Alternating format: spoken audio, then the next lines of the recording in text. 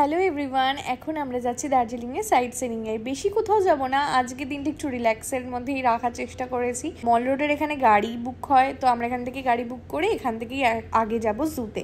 তো চলো, এই যে আমাদের গাড়ি এসে গেছে। বললো এখান থেকে জুতে যেতে 10 মিনিট লাগবে, তো দেখতে দেখতেই চলে আসবে এক্ষুনি। তো এই যে ফাইনালি আমরা চলে এসেছি, আর এবার আমরা টিকিট কাটি আর ভেতরে যাই। খুব একটা বেশি বড় না চিড়িয়াখানাটা, কিন্তু ব্যাপারটা হচ্ছে এত পাহাড়ের ঢাল, ওঠা নামাতে খুব কষ্ট হচ্ছে। দেখতে পাচ্ছ তো কেমন ঢাল।